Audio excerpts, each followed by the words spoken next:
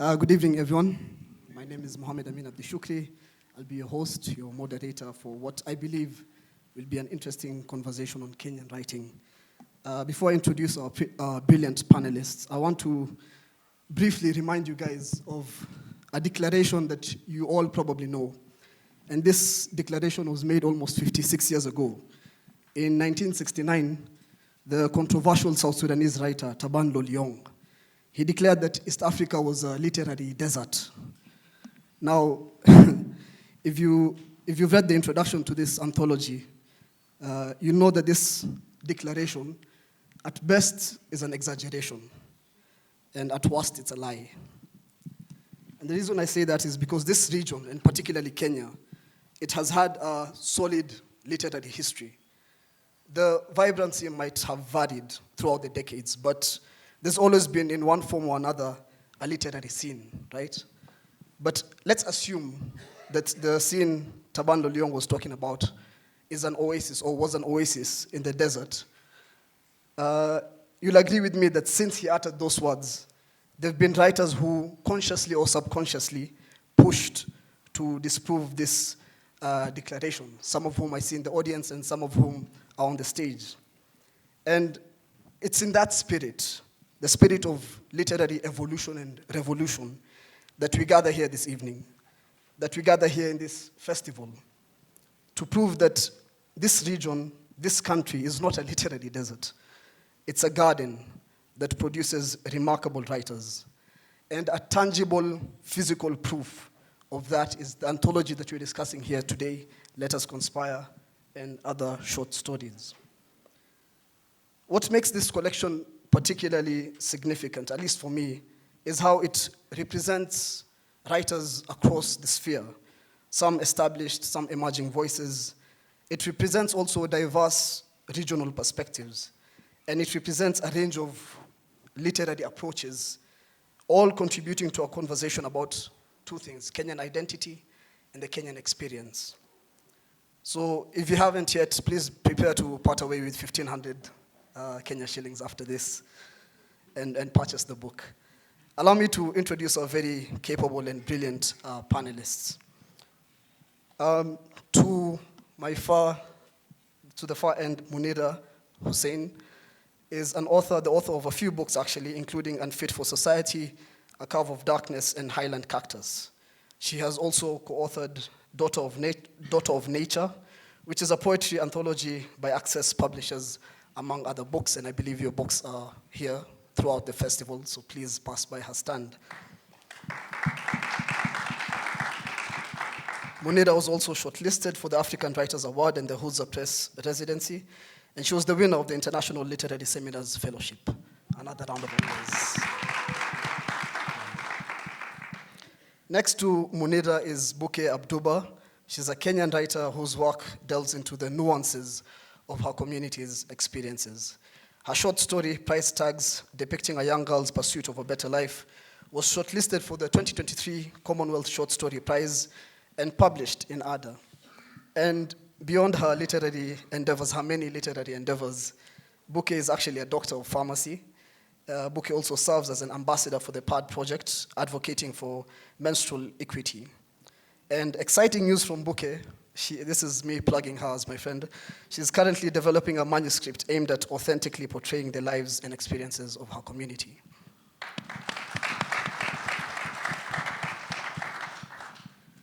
Next to Buke is Ndungu Njeru, a Kenyan writer. He can own that title now proudly, and development professional based in Nairobi. I say he can own that title now proudly because we had conversations, and he told me he's been writing fiction for a while. But his short story in this book, Memories in the Sand, which is the story we'll be discussing today, was published. It's his first published fictional piece. So we have a new crowned writer. And beyond fiction, Njeru has contributed essays to platforms like African Liberty, exploring themes like economic history and governance. Professionally, Njeru serves as a regional project manager East Africa, focusing on development and regional integration initiatives. Next to Njeru is Florence Onyango, who's also another brilliant Kenyan speculative fiction writer based here in Nairobi. Her short stories have been published in the Fresh Paint Volume 2 anthology, the Short Story Day Water anthology, Kikwetu Journal, Omenana, Will This Be a Problem, Myths, Gods and Immortals, Anansi, and many other literary journals. And last but most definitely not least, Kiprop Kimutai, a Nairobi-based writer who was shortlisted for the Miles Moreland Scholarship, the James Baldwin Writer in Residence, the Gerald Crack Award, and he was the second runners-up for the Kwani Manuscript Project for his manuscript, The Water Spirits. And again, I'm going to plug him as a friend of mine. If I'm not mistaken, perhaps it's an open secret by now. Kiprop has been working on a novel which I think will be published next year. So welcome. Before we go into the specifics of your individual stories and the broader conversation around Kenyan writing, I want to ask a general question that each of you can very briefly answer. The question is, what draws you to the short story as a literary form? Because short fiction is hard. It's very challenging. It's a challenging craft that demands compression, suggestion, and resonance. So why pick the short story, and what possibilities might the form of a short story offer for exploring particular aspects of the Kenyan experience? I'll start with you, Kiprop. The question is, why the short story? Yeah. Well, I think for me, it was an easy way to start. Like, there were many opportunities to experiment on the short story form in terms of getting published. There are many anthologies that definitely accept short stories, and also many workshops where you could go and write a short story and have it read out and critiqued, as opposed to going to a workshop specifically to write a novel. I never got that opportunity. So for me, it was just, for a writer starting out, it was a very convenient means for me to experiment with a form that I eventually fell in love with, because I got the opportunity to find so many short story writers out there who are doing very interesting things with the form and tackling different stories and different aspects of our humanity. And I was astounded each time that this aspect of our humanity could be tackled in a short fiction form. So I don't exactly know, but it just flowed from, I believe this was an opportunity for me to become a writer, much more easier than writing a novel, yeah. Mm. So 2 reasons. Real quick, I feel like more short story just chose me. I would Explain that. start writing and it's over. Like, the story's finished and I'm like, okay. Sometimes even struggling to get to the required word count. So I just went with it after I said, let me stop fighting it. How you're told, stop fighting your characters and stuff. So I was like, okay, that's it. The other reason, I think it's just practicality. It takes a lot of time, of course, and effort. Not that short story is an easy way out, but it's more like you can balance. You have other obligations, and you can balance that, and maybe that's all. Like, if you're working and studying at the same time, then you're still writing a story. It was just easier to, and there are more opportunities, I felt, in terms of submitting stories than, finishing a manuscript, submitting to an agent, waiting some time before, you get feedback, maybe mostly a rejection. So, yeah. So from what I'm getting from Kiprop and Flo, it's that it's more practical and it's a good entry point. Njeru, do you feel the same way? Yeah, for me, I think it's accessibility. Also within the audiences, you would want to deliver for people whose pace of life is actually quite hectic. Then the other thing is also it's not as if, for example, I did not try other forms like the novel, but there are so many things that could go wrong. And for short stories, well, you could write 3 and then maybe at least one of them, you could get somewhere with it. So I think it's a little bit of those things. Yeah. Buke?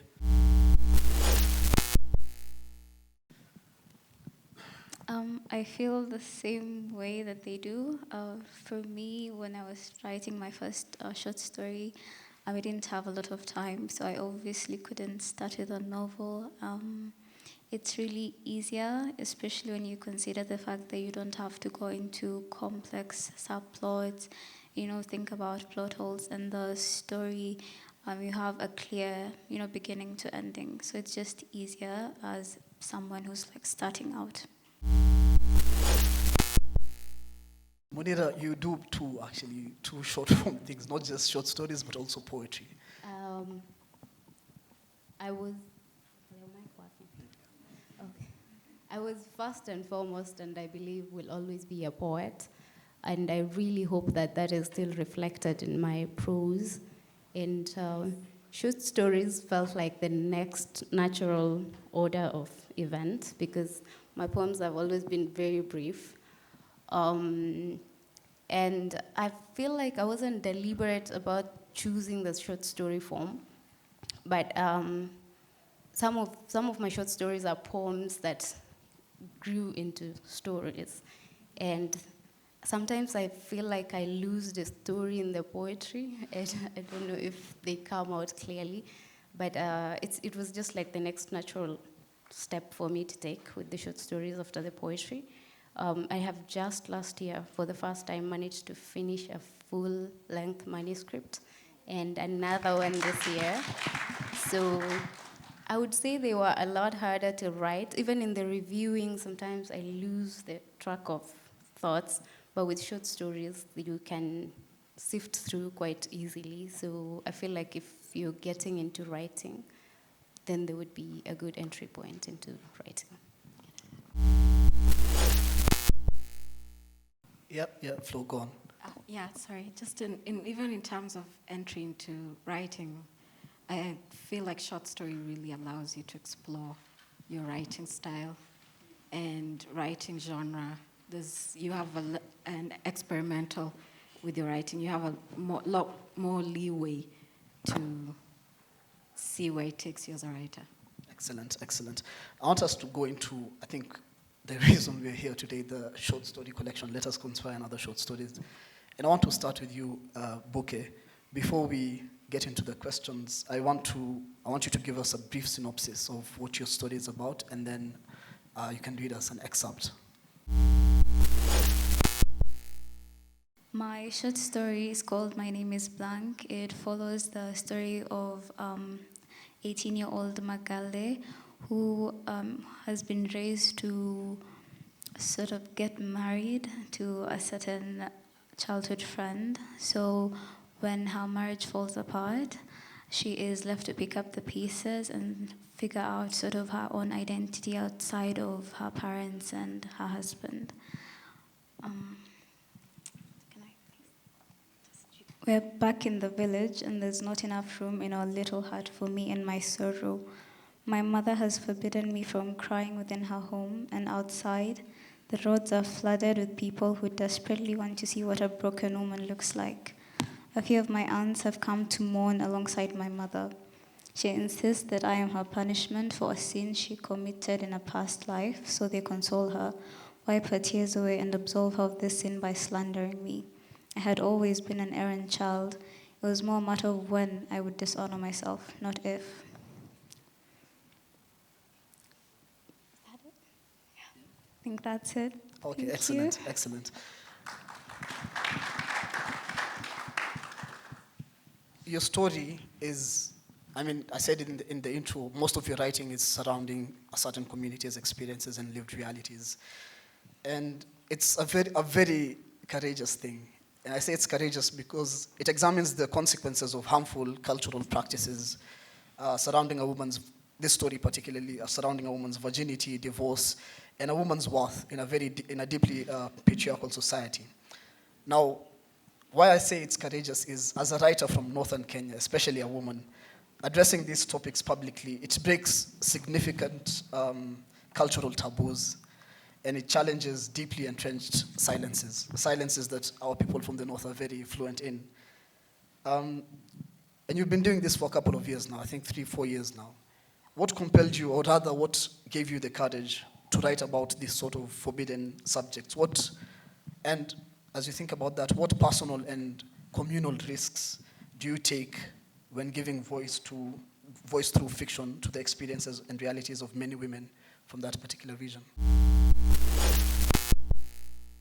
That's a loaded question. So I don't know if I would call it courage. I've always been very vocal, I think. I have grown up within a space that allows me to be vocal. So within, let's say, my home, my immediate environment, I have not felt any constraints. I express myself in any way that I wish to. So it wasn't really hard for me to be, or it hasn't been hard for me to be vocal. I am the daughter of a very strong woman, so she has raised me and my sisters to sort of have a certain code, and I think, it's our duty to always speak up for people who might not have that. With regards to challenges or risks, I'm a bit scared of really anyone from that side of the world reading this story, because, in as much as I have, freedom to do or to give my opinions and stuff, there's still a bit of shame that surrounds such topics, and it's always, no matter how hard you try to escape it, there's still a little bit of shame that surrounds all these topics. That's why they're taboo topics. And I try to have people talk about virginity and even menstruation, but getting people to actually do it, to actually see that what I'm saying is something that makes sense and should be looked into, it's a bit hard. And there's a lot of judgment. In our community, people expect you to be a little, how do I call it, kuana higher. Yeah. So, it's a big step, but people have to get used to it. It's, by force, by fire, yeah. So they have to. I'm also learning to get used to all the discomfort when talking about important things, but I think it is necessary to experience such discomfort so that important things are talked about. Yeah? Excellent. And I know there'll be many who will follow your footsteps, hopefully, in the next decade of Kenyan writing. Munira, your story also takes place in northern Kenya, specifically Marsabit, but it offers sort of a different perspective, different plot, different storyline. And let me just say this. As someone who has some of my roots in the north, I'm so proud tonight because that region, first of all, rarely produces fiction. It's underrepresented when it comes to fiction. It produces a lot of non-fiction, but rarely does it produce fiction. And the fact that the two representatives of that region tonight on the stage are women is something massive. It means a lot. Anyways, I digress. Munira, please briefly give us a short synopsis of your story, and then you can go ahead and read your excerpt. My story is titled Immiscible Liquids. I know most of us Kenyans have seen the news that come from the north. If it's not drought, it's tribal clashes. We're either killing each other or stealing each other's cows. So this story is about a plane crash that happened in 2006. I was in class 6 then. It was the people that were on that plane were the politicians that were coming to Marsabit to settle some of the clashes that had been happening. So all the MPs that were in there were representing all the different tribes. Unfortunately, we are divided into tribes, so most of our constituencies are divided into tribal lines. So when you elect, then it's going to be your person. And they were coming to talk about, settling the scores and whatnot, and the plane crashed. And so it's through a mother who has such flair. I love her so much. And so it's through her experiences in the community and actually through the eyes of her child, observing the mother and her reactions to the community. So immiscible liquids, I'm going to read page 79. Sometimes the media caught a whiff of the floating souls, but most of the time, the fear and uncertainty remained hidden within the northern confinements. On the worst days, homesteads would bring in their chickens and cows earlier than usual and lock their gates before the sun fell behind the hills. Neighbors who once blended freely would suddenly remember their true identity and draw a line between them like the immiscible liquids I learned in science class. They would withhold their morning greetings and daytime interaction and stay in their houses. They would seal the tiny openings they'd created in their fences to access each other's homes easily. They gave up the shortcuts they used to go from the market or to work that kids used when coming home from school. Thank you.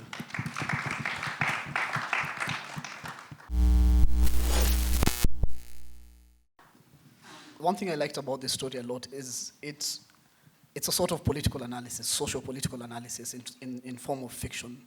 And it is done through domestic spaces and daily rituals. So my question is, what particular insights become possible when examining maybe regional or even national issues through the lens of the family and the household? Why was it important for you to center the domestic space to explore this larger socio-political dynamic?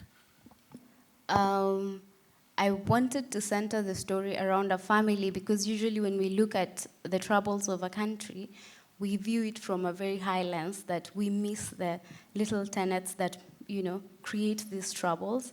But when you see it from the perspective of one family experiencing whatever is going on, then it's easier to bring it closer home to you.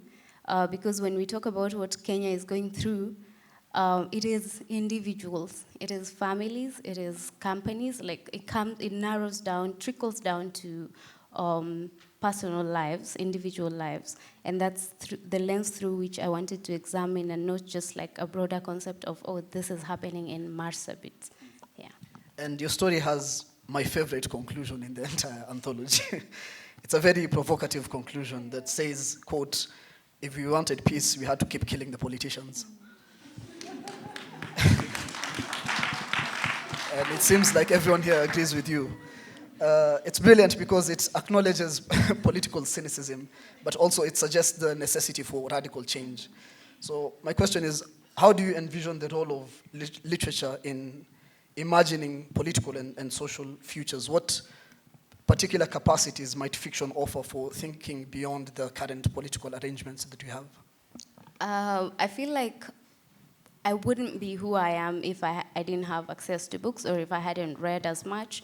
So I think everything I am, I attribute it to literature, to reading. It has radicalized and revolutionized my mind. And I truly, truly believe that giving even the children of the North access to books would be the beginning of the change. And my concern for the longest time has been that we've hurt each other so much over there. There isn't a family that hasn't lost a brother, a son, a daughter, a mother, or even their livelihood, livestock, and whatnot. So I feel like literature and storytelling is a means through which we can bring the healing that we much need.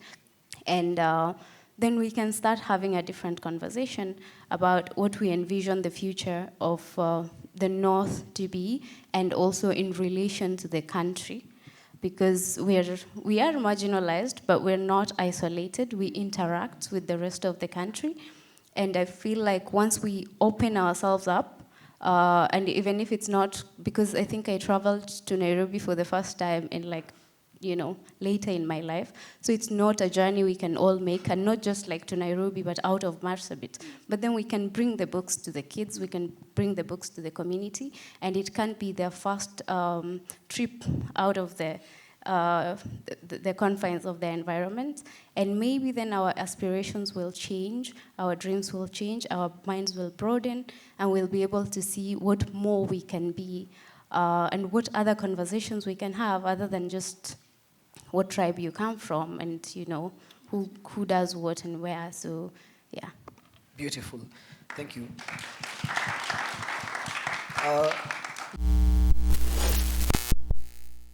Njeru, first of all, congratulations as your first published story. And it represents the beginning of what will hopefully be a long creative journey. And the thing about first publications is they contain seeds of what to expect, you know, the themes, the techniques, concerns that will develop throughout a writer's career. So my first question for you is, how did the process of writing and publishing this first story shape your understanding of your own creative practice and process? What maybe surprised you about the writing process and the finished work? So I have, first of all, to start by acknowledging Ahmed for inviting me to the masterclass.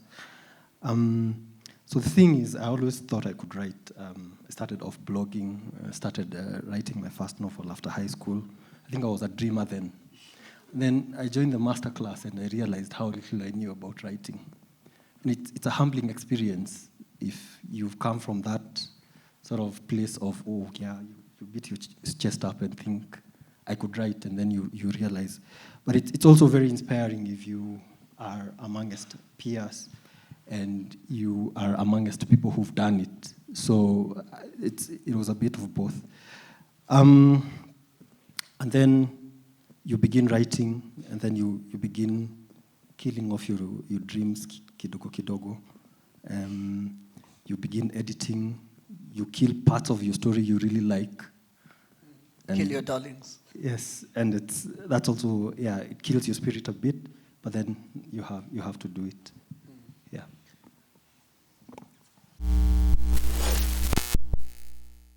I want you to now give us a brief synopsis of your story and read us the excerpt. Yeah. So my story is about, the title is Memories in the Sand. It's about this idea of home and detachment from home, and how influences that are out of the family sort of kill the spirit within a home. So it's about a guy who lives in Nairobi from the countryside, and he's always embarking on a journey to go and rediscover home, if I can call it that. And every time he goes, he realizes he cannot, because there are other influences in the family.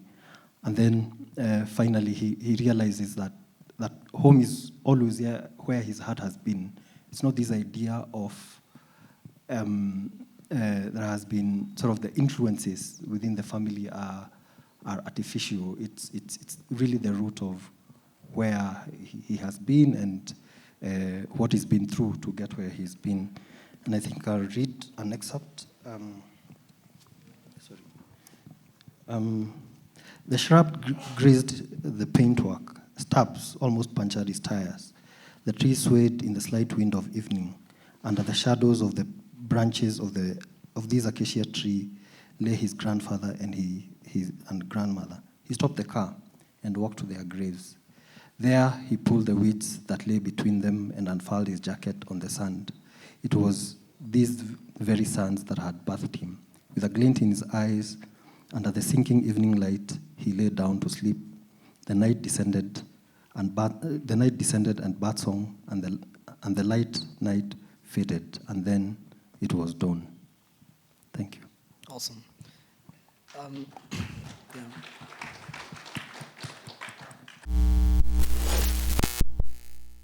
It's interesting that that's what when you're giving your synopsis, you focus on that migratory experience, because your story is about many things, you know, intergenerational religious complexity. You have the grandfathers facing Kirinyaga, you have the mother who's staunch evangelical Christian, and the protagonist who is finding sort of his spirituality on his own.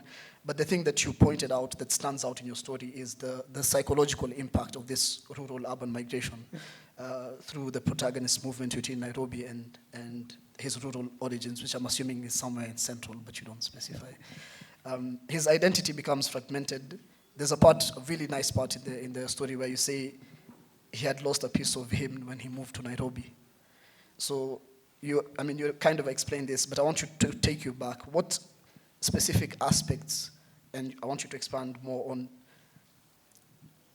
what were you trying to examine through Njoroge's character in terms of the psyche of someone who, you know that thing they say about Nairobi being Shamba la Mawe, but it's more than that, right? Yeah. So what were you trying to examine through Njoroge's character? I think it's also that idea or the spirit of being home, and if you've grown up in the countryside like I have been, there's just an essence in the countryside that you can't really get in Nairobi. Part of it is community, part of it is intangible. Like you really can't explain it unless you've lived it. And then of course you've talked about sort of that migratory experience, and also it's just to give context. I started writing this story before the 2022 election, and even then, with all that has happened, especially with connection between politics and religion, you could begin seeing that there was a problem here. And for me, that was a micro problem. It was a problem at family level. But then if you aggregate all these problems across the entire country, then it becomes a macro problem. And sort of after all we've seen and after everything that has happened, you could see that happen. Yeah. Yeah, thanks for that, because it sort of brings me to one of the things that I love about all the stories here. They decenter Nairobi. Most of the fiction that we've had before this, of course people are writing about their particular spaces, but most of the things that we're seeing, especially in digital publications, zilikuwa Nairobi-centric. But this one's in the anthology Decenter Nairobi. I want to move to you, Florence. I keep calling you Flo, but it's fine. We already had this conversation before, and I was telling you how I really, really love the architectural structure of your story. So before we go to the questions, I want you to first give us a synopsis of what your story is about and read us an excerpt. My story is about a woman who passes away, and she was not a very good person. And it's just about probably like if maybe obituaries were honest. Yeah, but it's also a story about the culture of burial. Yeah, more or less, yeah. Awesome. Now give us your excerpt. The funeral service. Oh, sorry, the story is in memoriam. We will trust Uncle when he tells us he knows a carpenter who can make a casket finer than the expensive designer ones for half the price and throw in an epitaph for free. Choose to believe the photos he crops and prints in black and white from Instagram and pay him. The plywood coffin will arrive an hour after the service is scheduled to start. One-paged programs printed on the back of campaign posters will litter the church compound. Uncle's phone will be off. The coffin will have no handles, so we will find 6 men whose goodwill will manifest after generous token to carry it on their shoulders. One of them will trip on the last step leading to the main entrance. The coffin will come tumbling back down the stairs. We will watch its descent. At the bottom, it will upend, and Agnes will roll out as if staging an escape. We will stare, aghast. Even in death, Agnes will be defiant. She'll not return our gaze. She'll land on her back, her eyes open, staring blankly at the red kites that circle menacingly above us, like hungry vultures. Yeah. I love this story so much.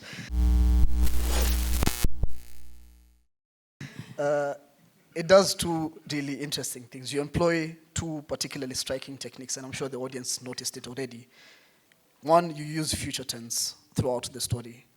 And 2, you use the collective we narrator. What led you to experiment with these unconventional narrative approaches? What specific effects were you pursuing through these choices? Okay, going back to, I think I like leaning towards experimental writing, and I think just like in the broad umbrella of like African speculative fiction, or even when we look at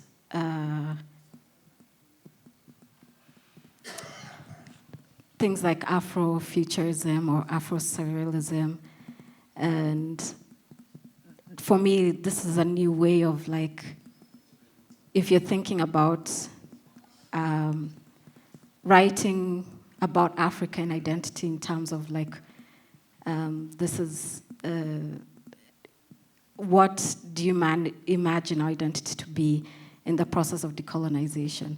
And how would we look at culture and everything? So I think I wanted to cover this aspect of this is the whole honesty into obituaries and death and burials, and also look at culture, because a little in the beginning, if in the beginning of the story, she has a will, and nothing about that will happens as it's supposed to. And this story also comes from my own experience. It's from my father's passing in 2019, and just there are things that we couldn't do as the family because everyone, the whole community had to have a say or be involved.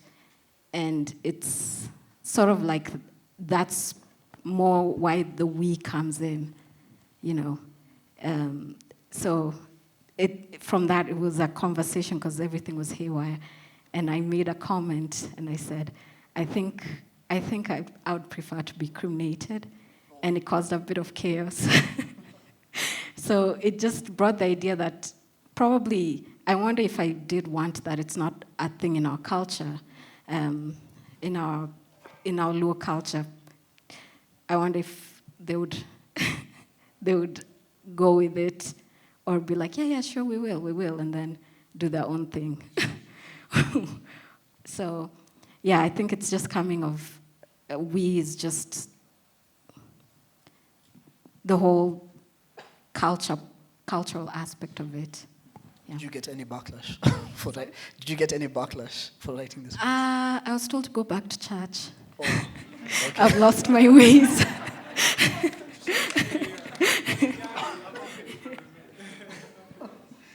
Okay, Flo, go back to church. In a way, this leads me to you, Kiprop, because your story, it does something not similar per se, but along those lines, along the lines of also what Njeru was trying to do, this plurality and multiplicity of the Kenyan identity, right? There's tradition, there's religion, there's individuals. But before we go into it, I want to ask you something. As an established writer in the Kenyan literary landscape, and if I'm not mistaken, you guys can correct me, the most experienced writer on this panel, it gives you a particular insight into the changing landscape of the Kenyan literary production, from publishing opportunities, some of the things that Billy was speaking about, to audience engagement, to critical reception, both within Kenya and internationally. So my question for you, first question is, how have you experienced changes in the Kenyan literary ecosystem over the course of your personal career? Well, I can only speak of my own experience, and I believe so much has opened up, because I remember when I was like 10 or 15 years back, for example, if you wanted to get an agent, the idea we had back then is that you have to go abroad, do a creative course at some university, and then interact with the who is who in the bigger international publishing space. But so much of that, in my own experience, has been democratized. You can write from wherever you are and connect to the agent you want to connect to the publisher you want to connect to. And so many opportunities are have opened up locally, like Masobe Books, for example, and what it's doing in Nigeria. And Narrative Landscape, Narrative Landscape has even opened like a Kenyan office to seek Kenyan stories. So there's interest. I feel if a writer is to think of themselves as the central force of the publishing world, like that entire ecosystem exists because we write, then there's much more harmony now. Yes, you can write and find opportunities to publish and sell. Awesome. Now, give us a synopsis of your story and an excerpt. My story is called The Taste of Honey, and it's set in Elgeyo Marakwet, along the edge of the Rift Valley, and it's about a young family, a mom, a dad, 2 boys, and then the youngest child in that family, he doesn't fully open up to life. It's almost as if he's withdrawing, perhaps to a spirit world or some place that is death-like. And that aspect of him causes so much strain in the family. It fractures it completely because they don't know how to raise him and they don't know how to interact with the rest of society because of him. So it's just, I think I explore that tragedy of him being there in that family. Excellent. Can you give us an excerpt? Oh, if the sun was still high, Papa would walk home. He would stir 2 tablespoons of honey in warm water and carry it into the dark room where Rotich slept, a room where strange smells rubbed on the skin like things alive. Papa would lay the cup on Rotich's lips and urge him to drink, telling him that the taste of honey would remind his soul of the world it belonged to. My brother's eyes would star, almost as if he was about to smile. But then the sweetened water would dribble down his lips and tasted, reminding us that his soul was still searching for Mama in other worlds. One day, I waited for Papa to walk out of the gate. He had a sickle in his hand and a muddy sack on his shoulder, and he was going to fetch grass from a river kilometers away. I rushed into Rotich's room and sat beside him. I stared at the dust motes floating around the room, my nose smarting from the sharp urine smell. After a while, I lay beside him, careful not to move his head and confuse his wandering soul. He was sweating a lot. His hair had grown long and turned brown, as if it would turn into dust and float at the merest touch. His lips had begun to chafe. I rubbed them with my finger. "Are you coming back?" I asked. "It has been many days. I miss you running through the road grass with a herding stick, searching for our cows." The bed creaked as if freeing a ghost. I'll stop there. Excellent.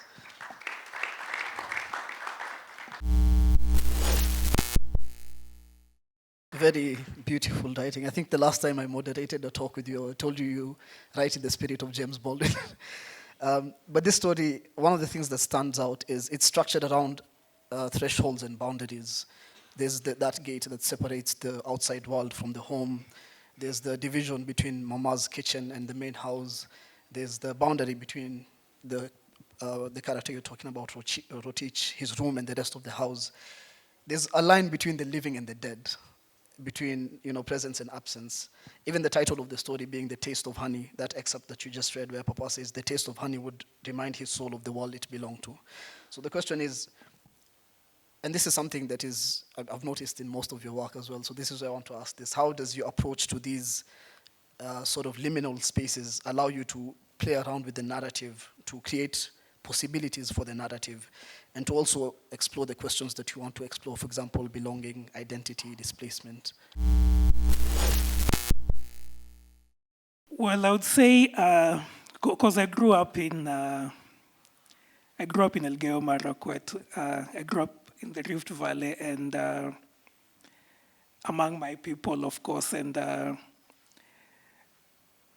there's so much rich history. I think the people who had gone, the people who were already dead, were so much a part of my experiences growing up, because maybe you'd go to the river, for example, and meet this old man, and you'd say, do you know, long ago, before the white people came, the Nandis and the Keos fought along this river, and the Keos were really tough, and they pushed all the Nandis down the cliff, and for those who remained, they did all these rituals to sort of ensure those Nandi. It was very interesting. Like I always felt like there was so much that was alive in the land, more than the people who were around me, because those the stories that I was told by my people. But there was also science. Like you read science and you're like, humanity was basically shaped in the Rift Valley landscape. Like we showed up as human beings in this place. So I feel I always want for my writing to touch on that boundary, to be more than just the existing, and it creates opportunities for very interesting ways of looking at the world. It offers so much rich interest and curiosity and imagination for me. I don't think I can write without that, yes. Awesome, thank you. Now I have clarity, because I always wondered about that. It's a recurring thing in most of your writings. I want us to now come to the conclusion of our conversation. I'd like to return to what I believe is the theme of this entire festival, and what Billy's keynote was also about, a decade of Kenyan stories, past, present, and beyond. Looking forward, what directions would each of you like to see Kenyan literature take in the coming decade? We're looking at the last decade. I want us to think of the future. What stories do you think remain to be told? What voices remain to be amplified? And what innovations remain to be pursued? I'll start with you, Kiprop. Well, because I'm primarily a writer and I'm not a publisher, I'll say you can only let a writer be haunted by what they're haunted by and write about what they want to write about. I think that's the only job. You can't push them to write about a particular topic which you feel is most crucial. I guess it's important for the ecosystem or for the world for us to go into all these areas. But I think for me, writing is a very personal and precious and sacred process. So we can only write what we want to write about, I guess, at the end of the day. I don't think I'm answering your question, but I can't answer it in any different way. It's an answer. It's an answer. Flo? I would like to see us sort of redefining traditional ways of storytelling. I'd like to see more in literature what African philosophy really is. Yeah. Awesome. That's beautiful. More, yeah. Njeru? Yeah, so I think there's a part about writing that will always be tied to the past. And it sort of ties to what Flo was talking about experimentation. So for me, it's sort of that spectrum of where we've come from and where we're going, so a representation or a diversity of all of those. And then, of course, within like the wider creative space, I'd say writing is there to push limits. So it's there for protest. It's a tool we have against the society we find ourselves in and what we'd like to change. So it's really that, like writing as a form of advocacy and as a form of protest and chasing virtue, I would say. Thank you. Awesome. Yeah. Buke?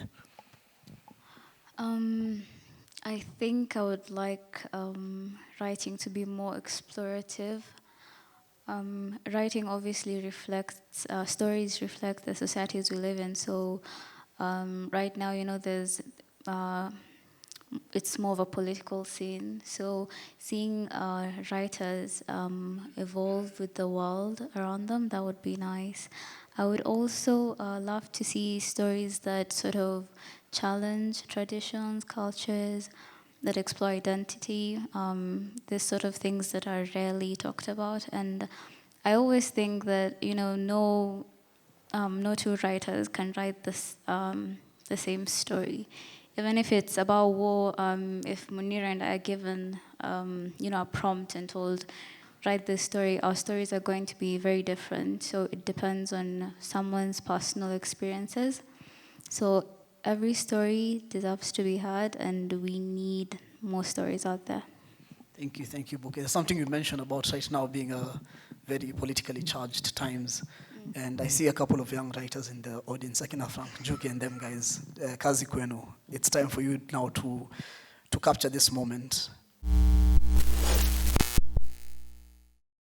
Munira? I love that you mentioned that this anthology decenters Nairobi.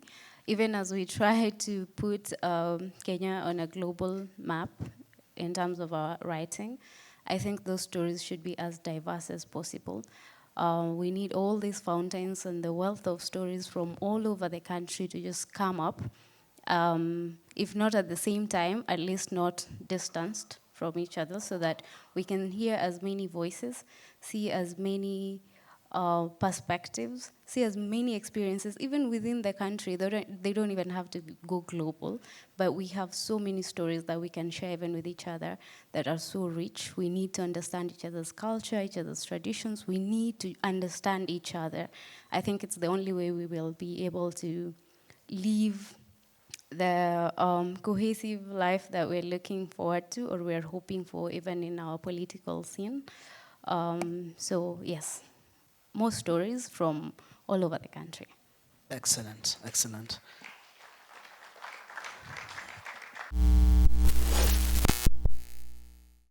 I started this conversation by mentioning Taban Loliong and his proclamation of East Africa being a literary desert. And there was a reason for that, because I knew the type of conversation that we're going to have today. And looking at the 5 remarkable writers before us today, they have distinct voices, they have courage in addressing complex realities, they have technical sophistication, they're rooted in specific Kenyan geographies and experiences, while also speaking to the universal human experience. What emerges out of this, it's not a desert, it's a vibrant ecosystem of storytelling.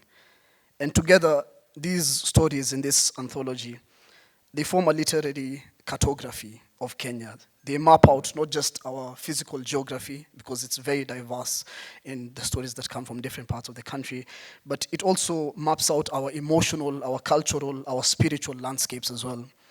And they chart the tensions between tradition and modernity. That's something that we've heard coming up a lot in the discussion today, between individual desires and communal obligations, between inherited beliefs and personal truths that all define the contemporary Kenyan experience, or the modern Kenyan experience. So I want to say thank you so much to these 5 remarkable writers for sharing your work and your insights with us today. Makofi kwa tafadhali.